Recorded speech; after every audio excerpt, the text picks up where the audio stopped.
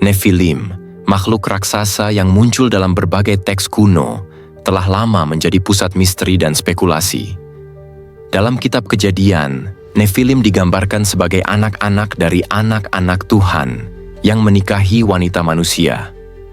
Mereka muncul sebagai makhluk dengan ukuran luar biasa, kekuatan hebat, dan kemampuan yang jauh melampaui manusia biasa. Namun, meskipun mereka disebutkan dalam beberapa kitab suci dan teks apokrifa, interpretasi tentang siapa sebenarnya Nephilim tetap bervariasi.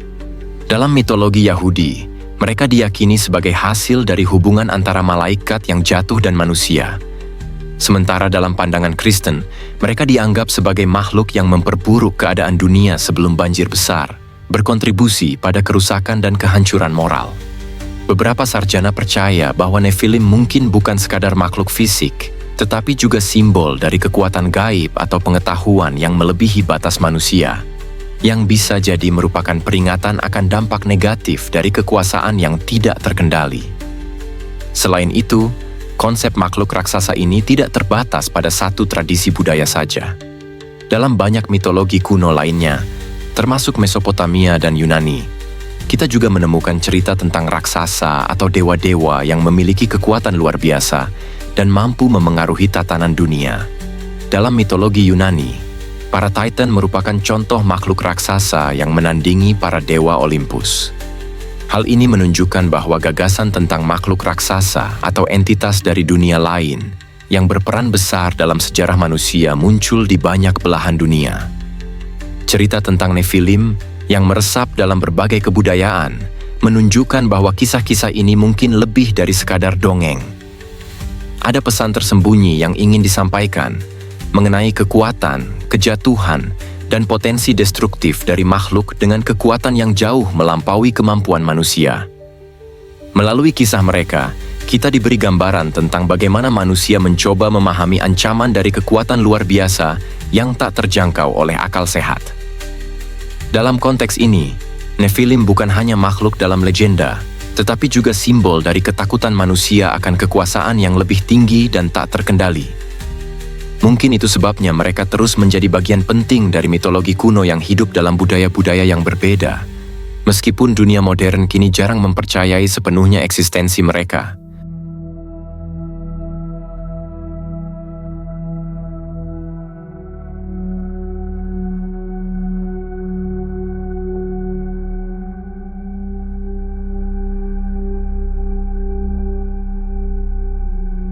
Meskipun Nephilim sering dianggap sebagai makhluk mitologis, beberapa penemuan arkeologis dan fosil manusia purba telah memunculkan pertanyaan tentang kemungkinan adanya makhluk raksasa yang hidup di zaman kuno. Beberapa peneliti percaya bahwa penemuan-penemuan ini bisa saja menjadi bukti bahwa manusia purba, atau bahkan makhluk lain, memiliki ukuran yang jauh lebih besar daripada manusia modern. Hal ini membuka ruang bagi spekulasi apakah Nephilim mungkin memiliki dasar dalam kenyataan sejarah. Penemuan fosil manusia purba seringkali menunjukkan ukuran tubuh yang lebih besar dibandingkan manusia modern. Beberapa fosil yang ditemukan memiliki tulang yang jauh lebih besar, dengan perkiraan tinggi tubuh yang melebihi rata-rata manusia pada umumnya. Bahkan, beberapa peneliti mengklaim bahwa Nephilim mungkin merupakan keturunan dari spesies manusia purba yang memiliki tubuh jauh lebih besar dan lebih kuat, yang kemudian hilang bersama peradaban mereka. Selain itu, beberapa situs arkeologi di seluruh dunia memperlihatkan struktur batu yang tampaknya terlalu besar untuk dibuat dengan alat sederhana yang dimiliki oleh manusia zaman itu. Salah satu contoh paling terkenal adalah piramida Mesir, yang batu-batunya memiliki berat mencapai beberapa ton. Pertanyaan besar adalah bagaimana peradaban kuno bisa memindahkan dan menyusun batu sebesar itu tanpa teknologi yang lebih maju. Beberapa penggemar teori konspirasi dan pencinta mitologi Nephilim percaya bahwa teknologi ini mungkin berasal dari makhluk luar angkasa, atau bahkan Nephilim yang memiliki kekuatan luar biasa. Namun, sebagian besar arkeolog skeptis terhadap teori-teori tersebut. Mereka menganggap bahwa kemampuan manusia purba untuk membangun struktur besar ini bukanlah hal yang mustahil. Teknologi sederhana, dengan pemahaman yang tepat tentang fisika dan organisasi tenaga kerja, sudah cukup untuk menciptakan keajaiban arsitektur seperti piramida. Meskipun begitu, penemuan-penemuan ini tetap memicu perdebatan yang terus berlanjut tentang keterkaitan antara Nephilim dan peradaban kuno.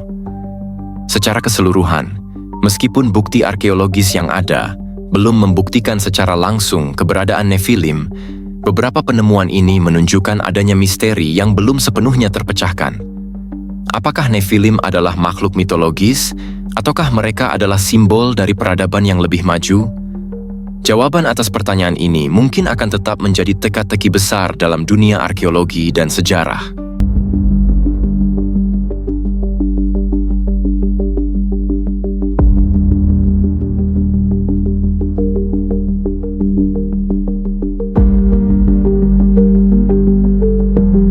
Teori mengenai asal-usul Nephilim sangat beragam, dan berbagai pandangan ini seringkali dipengaruhi oleh interpretasi berbeda terhadap teks-teks kuno dan mitologi. Sebagian besar teori yang ada berfokus pada hubungan Nephilim dengan malaikat atau makhluk luar angkasa. Dalam kitab Kejadian disebutkan bahwa anak-anak Tuhan mengambil istri dari manusia dan menghasilkan Nephilim. Beberapa sarjana berpendapat bahwa anak-anak Tuhan ini sebenarnya adalah malaikat yang jatuh, yang turun ke bumi dan berinteraksi dengan umat manusia. Menurut teori ini, Nephilim adalah makhluk yang memiliki kekuatan lebih besar dari manusia biasa, dengan kemampuan yang melebihi fisik dan intelektual manusia.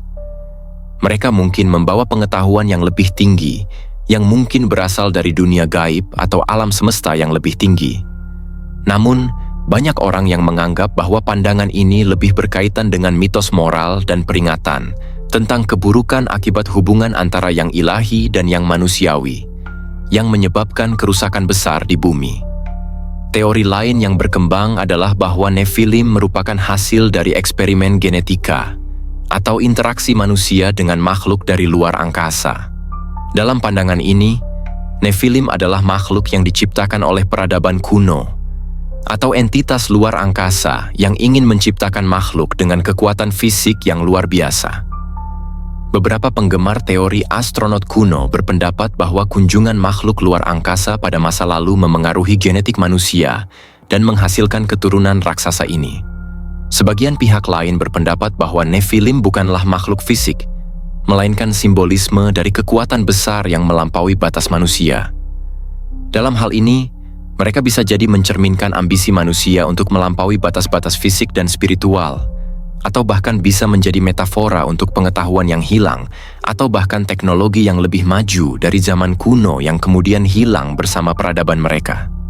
Meskipun berbagai teori tersebut belum dapat dibuktikan, keberagaman pandangan ini menunjukkan betapa kompleks dan menariknya misteri Nephilim. Apakah mereka adalah makhluk nyata yang hidup di bumi, atau hanya simbol dari pencapaian manusia yang luar biasa? Pertanyaan ini terus mengundang banyak spekulasi dan perdebatan.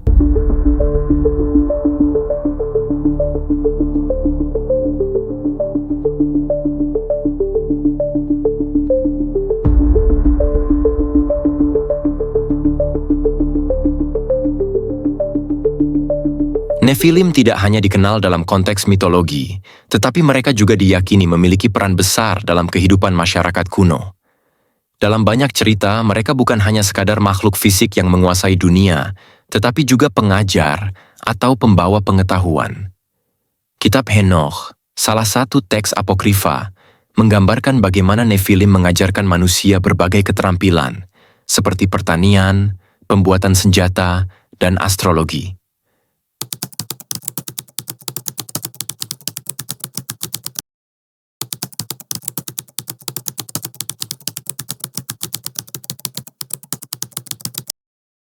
Pengetahuan yang mereka berikan ini dikatakan sangat penting bagi peradaban manusia, tetapi juga menjadi bumerang karena sering disalahgunakan. Namun, di balik pemberian pengetahuan itu, Nephilim juga sering dianggap membawa kehancuran. Dalam banyak mitos, makhluk ini dianggap sebagai penyebab kerusakan moral dan spiritual di bumi, mengajarkan manusia untuk menyalahgunakan kekuatan dan pengetahuan yang diberikan kepada mereka. Pengetahuan yang didapatkan dari Nephilim seringkali digunakan untuk tujuan egois atau destruktif, yang akhirnya mengarah pada kehancuran peradaban mereka sendiri. Dalam konteks arkeologi, banyak penemuan yang menggambarkan bagaimana manusia kuno mungkin telah menerima pengaruh dari makhluk luar biasa ini. Beberapa peninggalan arkeologis, seperti gambar atau simbol yang tidak dapat dijelaskan, seringkali dikaitkan dengan Nephilim. Misalnya, beberapa petroglyphs atau prasasti kuno menggambarkan makhluk raksasa atau dewa-dewa dengan tubuh yang tidak manusiawi, yang menambah kepercayaan bahwa Nephilim mungkin pernah ada. Keberadaan Nephilim dalam masyarakat kuno ini juga mencerminkan pandangan dunia mereka tentang kekuatan dan ancaman. Bagi orang-orang pada zaman itu, makhluk seperti Nephilim mungkin dianggap sebagai peringatan akan bahaya yang datang dengan memiliki terlalu banyak kekuasaan, atau sebagai peringatan tentang keserakahan manusia dalam mengejar pengetahuan yang bisa mengubah dunia. Secara keseluruhan, peran Nephilim dalam sejarah kuno menunjukkan bagaimana makhluk ini berfungsi sebagai simbol dari pencarian manusia untuk memahami kekuatan yang lebih besar dan dampak dari pengetahuan yang tidak terkendali. Mereka mengingatkan kita akan pentingnya kebijaksanaan dalam menggunakan kekuatan dan teknologi, dan peringatan bahwa pengetahuan yang salah bisa berakhir pada kehancuran.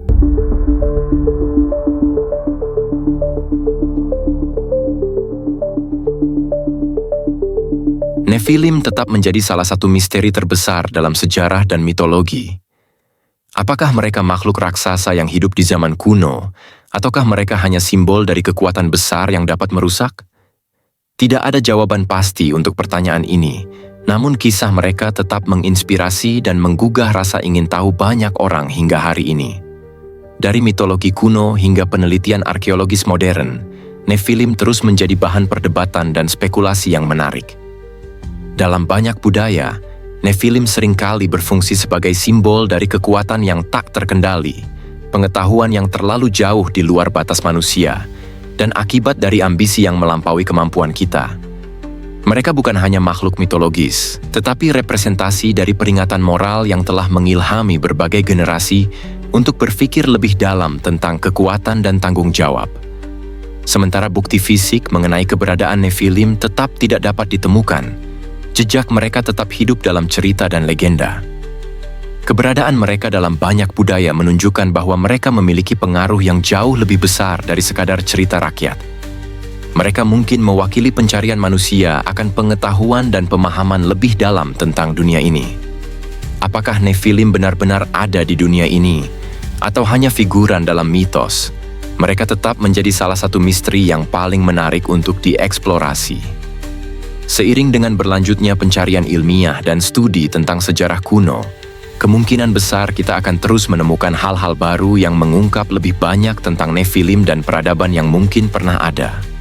Dengan demikian, meskipun bukti yang kuat mengenai keberadaan Nephilim mungkin belum ditemukan, kisah mereka terus hidup dalam mitologi dan sejarah, memberi kita pelajaran tentang pencarian tanpa akhir manusia untuk memahami dunia dan kekuatan yang ada di dalamnya.